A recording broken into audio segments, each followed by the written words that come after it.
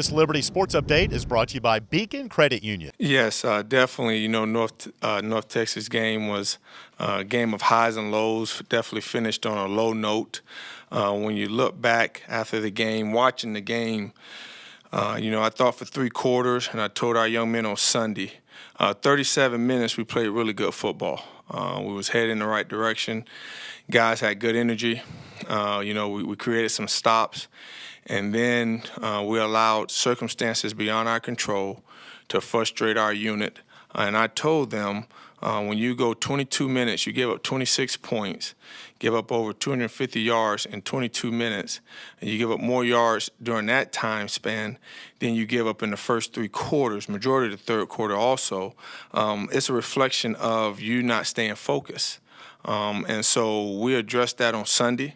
I told them, the game plan and the way we started off the game was a little slow, but we was able to get ourselves calmed down. And I felt very good all the way up until that 7-minute mark in the third quarter where I felt like our young men just lost focus. And so Coach Gill did a great job on Sunday. We got 9 games remaining. The next opponent is New Mexico. And I feel very confident of the game plan that we have in place. And my challenge to our young men is we got to get back to how we need to stay focused. We need to make sure we play fast and represent this university in the right way. And at this time, I'll take any questions. Do you feel like your team's been able to put together 4 quarters yet this season? No. And, that's the challenge to the young men. We got some young men that are still trying to learn how we do things. We brought in quite a few junior college transfers. And so I feel like we are gelling, but we have to block out the noise. And what I mean by that is you got to get the young men to understand you control what you can control. And that's when you're on that field, you do what you've been coached to do. Do not allow distractions and different things to allow you to feel like you have to do things on your own. And in that last quarter, we had young men taking wrong steps, eyes in the wrong position, so therefore they weren't fitting their gaps properly, things that did not occur in the first 3 quarters. And so you got to try to get those young men to understand if we want to play 60 minutes of solid football, for 60 minutes we have to stay focused. Coach Gill earlier said Jimmy Fox is redshirting for the rest of the season as someone who entered the season as part of the main rotation. What was that process like to assess where he was and what you saw from him that you say better to redshirt him this year and have him available for next year? Well, Coach Gill came and spoke to me and Coach Roberts, and him and Jimmy had a good conversation. And for me, Coach Gill and Jimmy felt like it was best that he got redshirted, and I'm perfectly fine with that. And so, after past that, I let Coach Gill make those type of decisions. When you look at New Mexico, new offensive coordinator, a little bit of a unique offense, how much film are you looking at the first 3 games, and how much are you getting in on Arizona? Yeah, we tried to watch as much film as we can of the new offensive coordinator at New Mexico. Of course, at Arizona, he did a great job with the run game and utilizing the quarterback. He was at West Virginia when they had Pat White. So, we know that they're going to definitely want to come in and run the ball against us. And so, that's going to be the challenge to our young men. Just play 60 minutes of football. We've shown in the first game for sure that we can fit our gaps. We'll run to the football. And like I said, I felt very good in the first 3 quarters that we were headed down that road. But then, like I said, we allowed extenuating circumstances, whatever, frustration to set in to where I did not see what I know we are coaching to our young men. When you assess the 2 quarterbacks New Mexico has played this year, Tuiate and Jones, how do you assess what each one does well, and what's your preparation going into this week, knowing Davey has not yet named a starter? Well, we watched both on film in the first 3 games. I feel that we got a very good package for whichever quarterback is the starter. I wouldn't be surprised if they play both. And I just think it's going to boil down to what I've always been talking about, us just doing our job. I've seen us do our job, and we've been a pretty good defense, and that's what we got to get back to. Talking about only getting 2.5 to 3 quarters out of your defense on Saturday. Do you think that may be a depth issue, that maybe you need to rotate guys in and out a little bit more going forward? No, it didn't boil down to that. Like I said, when we watch the film, you see 3/4 of solid football, and then some of the same guys' eyes was not in the right place in the fourth quarter. And like I said, you got to encourage them. Once again, the theme is you can control what you can control. And so when you understand that, you keep playing. You don't allow frustration to set in to where you're not doing what you've been coached to do. And so that's what we saw for some of the young men that made plays in the first 3 quarters. And so it's a learning experience. And like I said, I love how Coach Gill spoke to our team on Sunday to let them know we learn from this, we acknowledge it, and then we move forward. Do you feel like the leverage on tackling was good this past week? Much better. We was able to contain the ball much better this week against a very good offense in the first 3 quarters. Like I said, the last quarter, I never make excuses. We didn't get the job done. Did not get the job done, and that's our job as coaches to make sure we teach them and educate them. The good thing was on Sunday, we was able to show them 3 quarters when you do it the way we teach you to do it. Look, against a very good offense, we was able to keep the ball in front for the most part and be able to contain the run pretty good. But then you start doing your own thing, and you're not doing what we're coaching you to do. This is what can happen. And so I thought Sunday the young men came back with a great attitude, and we're real excited about the opportunity against New Mexico. New Mexico has shifted to that spread option, very run RPO heavy. What's the message about eye discipline and being sure in technique so that way they can recognize reads and be able to make the right first step instead of having to overreact? Do what you're coached to do. Like I said, I got great examples of the first quarter. After the first 2 series, I had young men doing what they were coached to do from Coach Bookbinder, Coach Roberts, Coach Singletary, Coach Wilkins, and myself. And we was able to force 4 straight punts and a 4th down stop.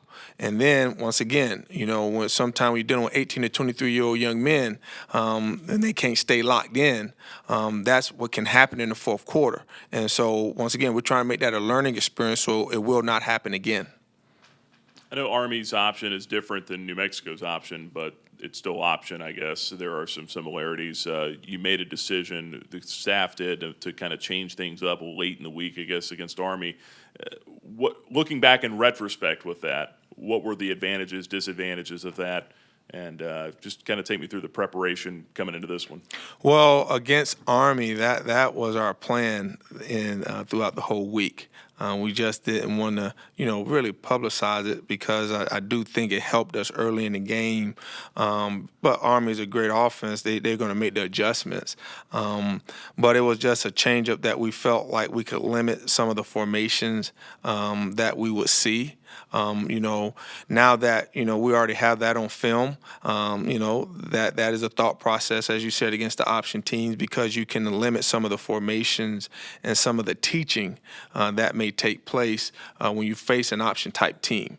And just speaking to coaches I respect and in touching base with Coach Gill, we just felt like we can help our young men prepare in 2 to 3 days with looking at the same formations throughout the week. This spread option probably isn't anywhere close to what Kennesaw State ran because the quarterback normally stayed close to the line of scrimmage and cut up field with the option read. What do you notice that New Mexico has done well with its option, especially with quarterback counters and being able to roll out and find open receivers down the field? Well, they've done a good job of adding the RPOs to their option football. Coach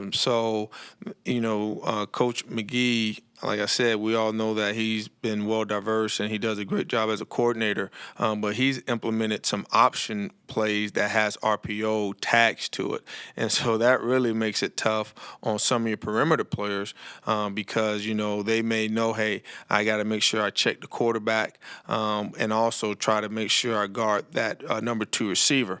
But when you start adding that pitch player and you have a number 2 receiver out there, it's really going to be about being able to beat a block or getting a backside backer or safety to be able to run the alley really well. What'd you see out of Bajor Wilson this past week?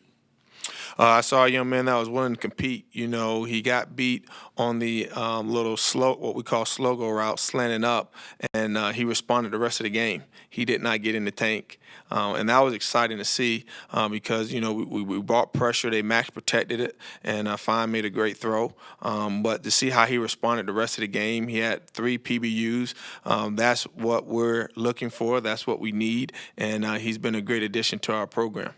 To further the answer you just gave me, might you have a spy who keeps an eye on the quarterback, whoever's in there, just to make sure they read everything and can keep him contained instead of having him, break out? I wouldn't want to respond to that because I'm pretty sure the Mexico staff is going to watch this press conference, so I don't want to give that away right now.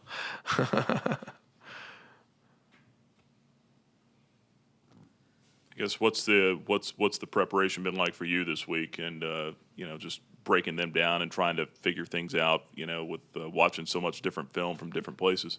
It's business as usual. This is what I love to do. I enjoy trying to study an opponent and see what we can do to give our young men the best opportunity to be successful. And like I said, I feel very good about the game plan. After the loss on Saturday, the fourth quarter was difficult to watch, but we addressed it.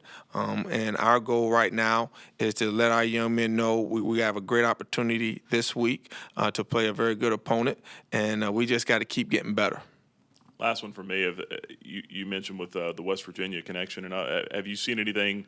Have they put anything on tape that they used to do with like a Pat White up there? Yes, they'll do some two back, what we call gun split, and run the triple option, and they do a good job of that.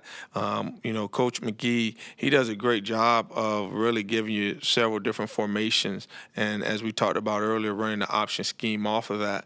And so it's been fun to actually watch because, like I said, it boils down to being able to do your responsibilities at a high level. And in the first 3 games, I do feel that our young men, for the most part, have done what we coached them to do. But, in that fourth quarter, we let it get away. So it's going to come back to that. The running backs, Owens and Davis, have combined for 7 touchdowns. From what they do and present, what do you need to do to make sure you hold them to minimal gain instead of having them bounce outside or follow their lanes and pick up substantial yards? Well, we just got to, like I said, we just got to get back to fitting our gaps, keep our gap integrity. We got to go back to making sure we have the proper eye discipline.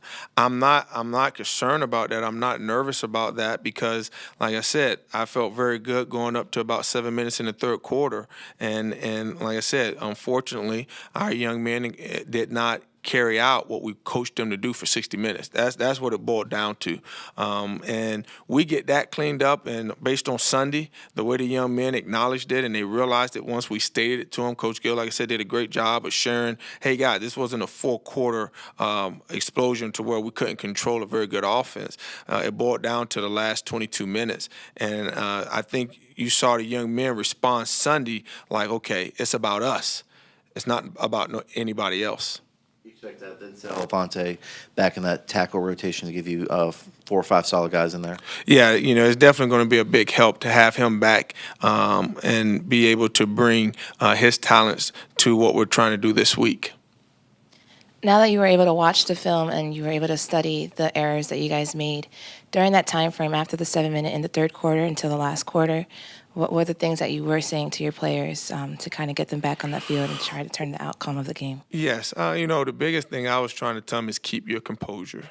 Keep your composure because, we're at the FBS level. And I try to explain to them, and Coach Gill, we all try to tell them, you can't allow the officials, you can't allow circumstances, you can't allow what we call trash talking to really get to you to the point to where you make it a one-on-one battle. And, you cannot make it a one-on-one battle out there on the field where it's 11 men on the field. And unfortunately, as the game kept going, our young men at times tried to make it a one-on-one battle. And that's where we got to improve. And unfortunately, like I said, it took us to have a fourth quarter like that to get for our young men to see that I got to keep my composure no matter what. Because at the FBS level, it's all about staying focused. 60 minutes of focus.